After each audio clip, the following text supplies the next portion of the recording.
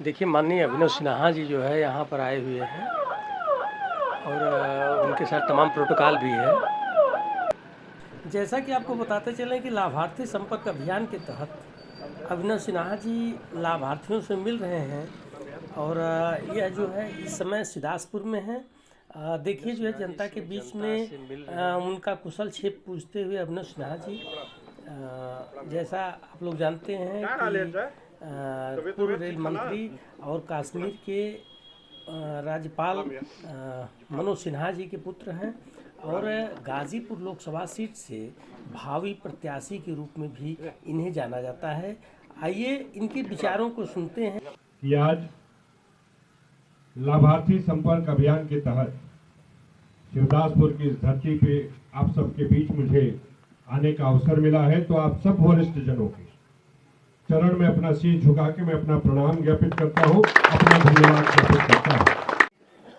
हम देख रहे हैं कि पिछले 10 सालों में भारत में एक नई जाति खड़ी हुई जिनको इन योजनाओं का लाभ मिल रहा है और आज जिस 60 करोड़ लोग विभिन्न योजनाओं का लाभ लेकर के लाभार्थी के रूप में जाने जा रहे हैं। हाल फिलहाल में दिल्ली में भारतीय जनता पार्टी की राष्ट्रीय अधिवेशन हुई। प्रधानमंत्री नरेंद्र मोदी जी ने भारतीय जनता पार्टी के एक एक कार्यकर्ता से आह्वान किया कि आप जाइए दूर सुदूर इलाके में, गांव ग्रामीण इलाके में एक एक लाभार्थी से मिलिए और मेरा प्रणाम करिए। तो इस कार्यक्रम के माध्यम से यहाँ जो भी लाभार्थी हम सबके बीच बैठे, आप सबको देश के यशस्वी प्रधानमंत्री नरेंद्र मोदी जी की तरफ से मैं प्रणाम करता हूं और उनकी तरफ से धन्यवाद कहता हूं।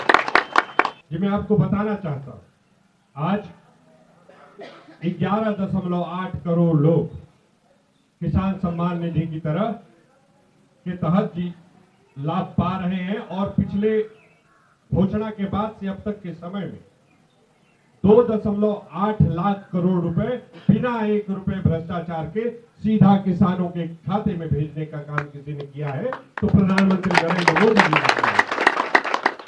जी आज हमारे देश में 55 करोड़ लोग आयुष्मान भारत योजना का लाभ उठा रहे हैं और चाहे सरकारी अस्पताल हो चाहे प्राइवेट अस्पताल। जी मैं बात करूं उज्ज्वला योजना की, ये हमारे देश में 12 करोड़ लोगों को गैस सिलेंडर दिया गया है।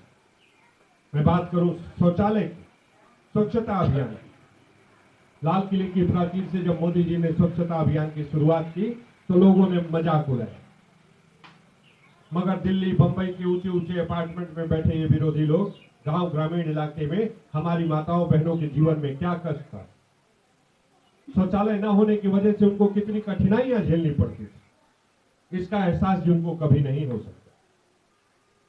ये योजनाएं तमाम हैं।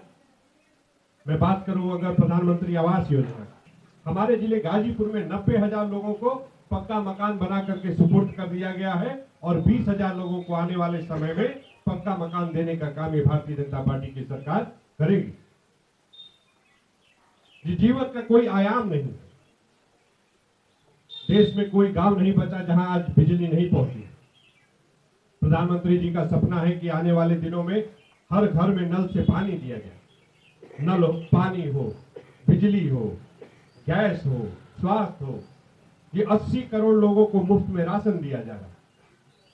याद करिए वो कोरोना का भयावह काल था जब बेटा बाप को नहीं पूछता था, भाई भाई को नहीं पूछता था, व्यवसाय जी ठप पड़े थे, हमारे घर का चूल्हा बंद न हो इसकी चिंता मोदी जी ने की और मुफ्त में अनाज देने का काम भारतीय जनता पार्टी की सरकार ने किया।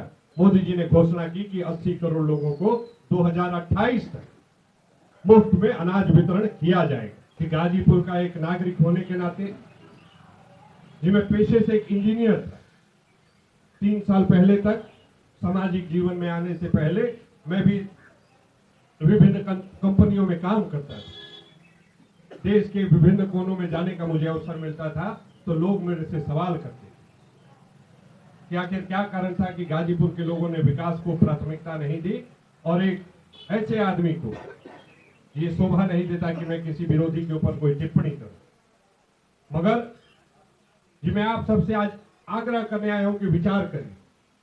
हमने गाजीपुर के पिछले 10 सालों में 2 कालखंड देखे।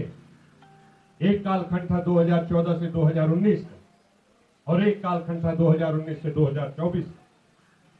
60-65 वर्षों से हमारा पिछड़ा जिला जो देश में पिछड़ेपन की वजह से जाना जाता था, आप सबके आशीर्वाद से, आप सबके समर्थन से गाजीपुर की सम्मानित जनता ने 2014 में भारतीय जनता पार्टी का सांसद चुनने का काम किया, नरेंद्र मोदी जी के हाथों को मजबूत करने का काम किया और उसका जो हमने परिणाम देखा, इसी गाजीपुर की धरती पे 20,000 करोड़ रुपए की परियोजनाएं धरातल पे उतारी गई।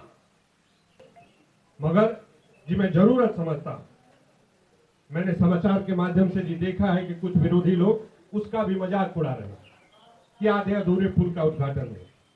जिस कार्यक्रम के माध्यम से उन विरोधियों को मैं बताना चाहता हूं, 75 साल के देश के इतिहास में गंगा पे 10 साल से कम में कोई पुल बना है तो हमारे गाजीपुर की धरती पे बना है। नेताजी ने कहा कि हमसे हिसाब मत मांगिए जाए। अरे काहे ना हिसाब मांगल जी भैया, लोग जी दुहाई दे रहे हैं ग्रामीण सड़क की, मगर मैं इस कार्यक्रम के माध्यम से बताना चाहता हूं कि गाजीपुर के लोगों का भूख विकास के मायने में सिर्फ ग्रामीण सड़क से भरने वाला नहीं है। हम गाजीपुर को लोगों को उच्च शिक्षा के लिए विश्वविद्यालय चाहिए, हम गाजीपुर के लोगों को कनेक्टिविटी के तौर पे और ट्रेनें चाहिए। मगर ये विरोधी लोग जिनका काम रहा है सिर्फ बातें बनाना, लोगों को भरमाना, समाज को बांटना, कभी अगड़े पिछड़े के नाम पे, कभी जाति के नाम पे, कभी धर्म के नाम पे, मगर उनको जी गाजीपुर के विकास से कोई मतलब नहीं है। आप सब मेरे से कहीं ज्यादा वरिष्ठ हैं, मेरे से ज्यादा प्रबुद्ध हैं। इस कार्यक्रम के माध्यम से मैं जी आपसे निवेदन करने आया हूं कि समय एक बार फिर से आ गया है, समय आ गया है हमको सोचने का, समय आ गया है हमको विचार करने का कि क्या हम गाजीपुर के लोग ऐसे ही धर्म के नाम पे, जाति के नाम पे बढ़ते रहेंगे या विकास को प्राथमिकता दें।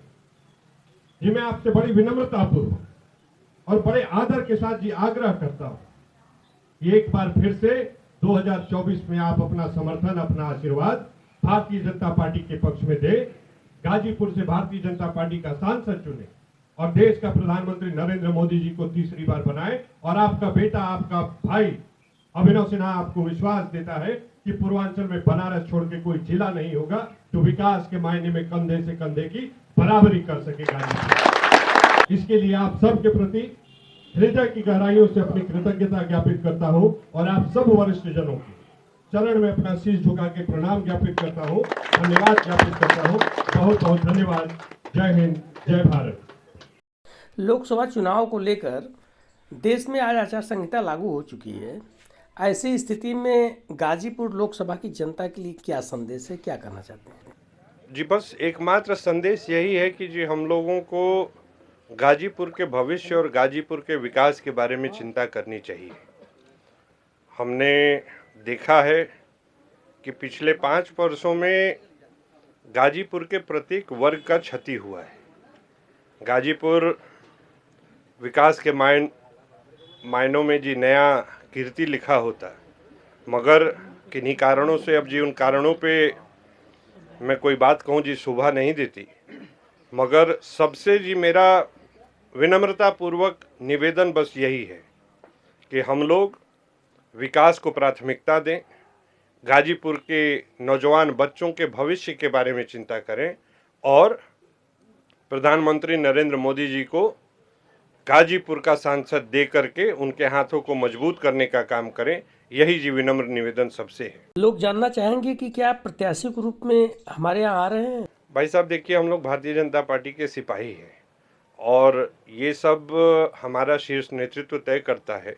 उस पर न जी हम अधिकृत हैं कुछ कहने के लिए, और ये जी एक सिपाही, एक कार्यकर्ता के नाते जी उचित भी नहीं होगा कि मैं उस पर कोई टिप्पणी करूं, क्योंकि मैं जी इसके लिए अधिकृत नहीं हूं।